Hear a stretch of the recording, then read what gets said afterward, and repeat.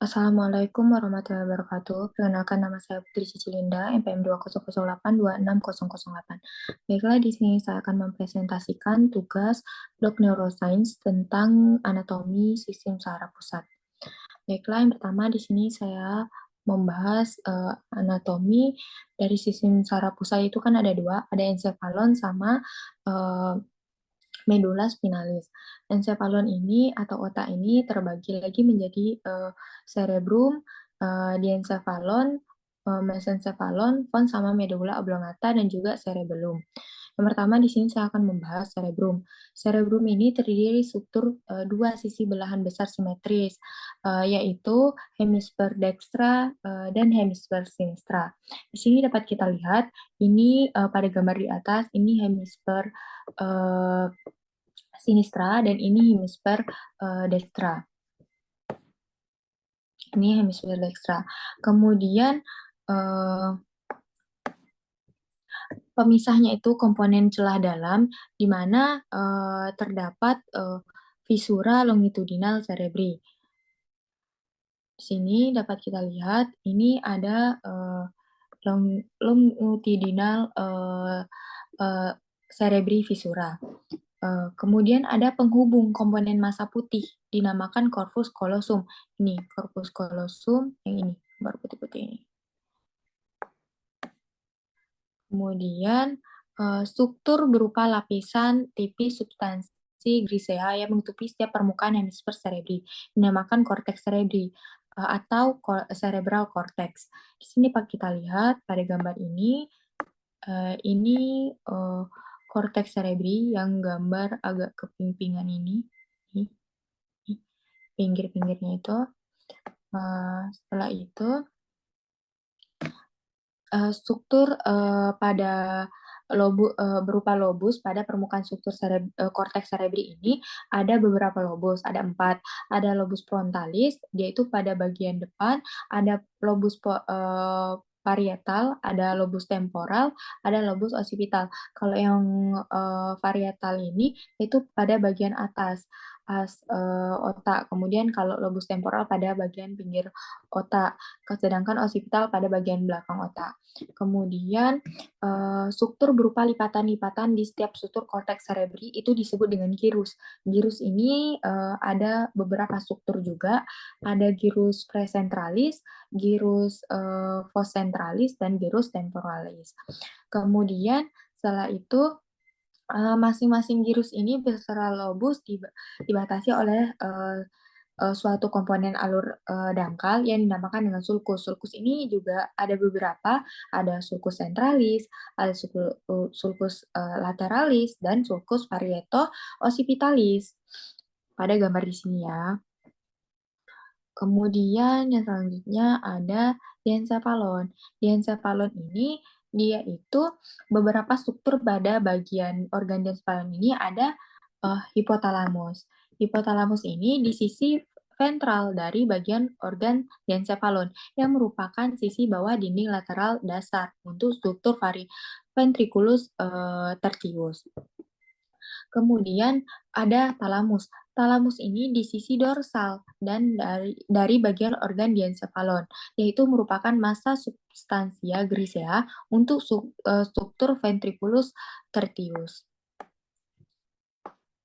Sini dapat kita lihat pada gambar ini diencephalon, ini diencephalon, kemudian ini bagian daerah sini, dan ada hipotalamus ini pada bagian bawah ini, dan talamus pada bagian atas ini. Kemudian ada mesencephalon. Mesencephalon ini terdapat struktur berupa belahan yang dinamakan punduculus cerebri. Kemudian ada pons. Pons ini beberapa struktur dari bagian organ pons adalah berupa sebagai tempat perlintasan jaras fungsional yang ascendant dan descendant, sebagai tempat respiratory centers.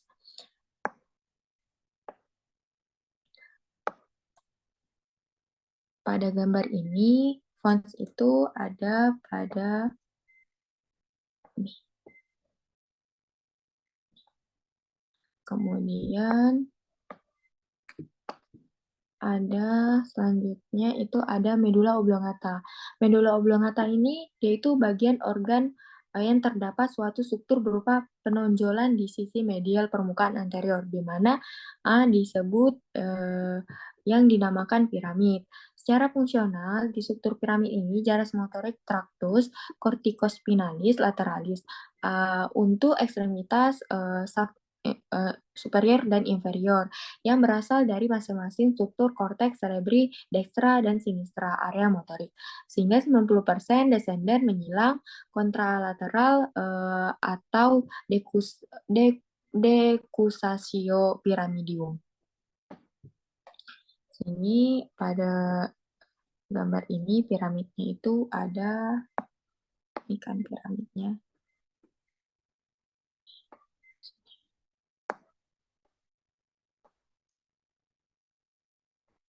Kemudian ada cerebrum. Cerebrum ini dia itu merupakan suatu struktur berupa dua sisi belahan kecil simetris dinamakan hemisfer cerebri dextra dan sinistra yang dihubungkan oleh komponen sisi tengah dinamakan vermis. Struktur lapisan di permukaan hemisfer ini cerebri dinamakan korteks cerebri. Organ ensefalon ini mempunyai struktur berupa selaput pembungkus atau meninges ensefali. Yaitu terbagi menjadi tiga. Dia itu dari yang pertama ada durameter encefali. Dia ini lapisan endotel peritoneal yang menutup permukaan dalam os kranium.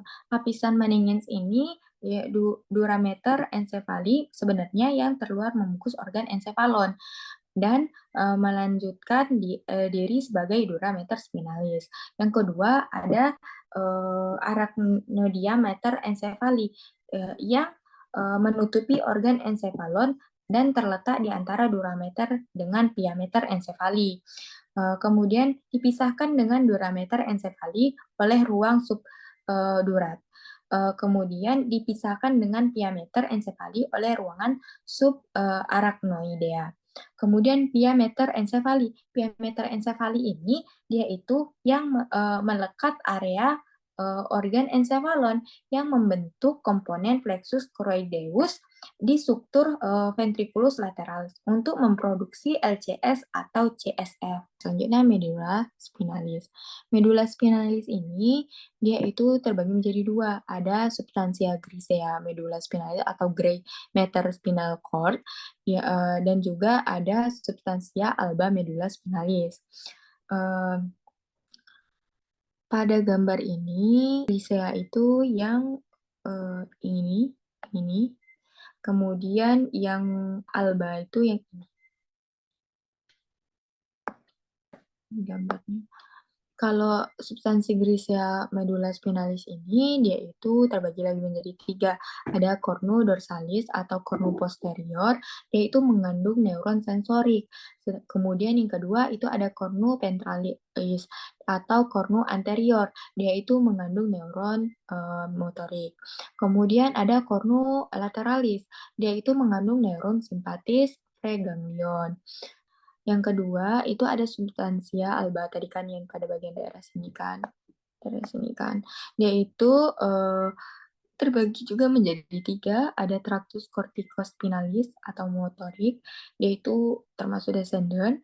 Kemudian ada tractus spinothalamicus atau sensorik eksteroseptik, yaitu nyeri dan suhu, tractus spinothalamiticus lateralis, sentuh atau raba, atau tractus spinothalamicus ventralis. Kemudian yang ketiga ada tractus cerebellaris atau sensorik proprioseptik. Dia itu termasuk ke ascendant. Kemudian medula spinalis ini dia itu kemudian ke sisi inferior setelah organ medula spinalis secara makroskopis berlanjut meruncing menjadi suatu struktur konus modularis dan dari sisi afeks struktur cornus modularis berjalan turun suatu struktur filus terminal. Di sekitar struktur filum terminal ini terbentuk struktur berupa untayan berkas-berkas syarat yang vertikal dinamakan cauda equina. Pada gambar ini dapat kita lihat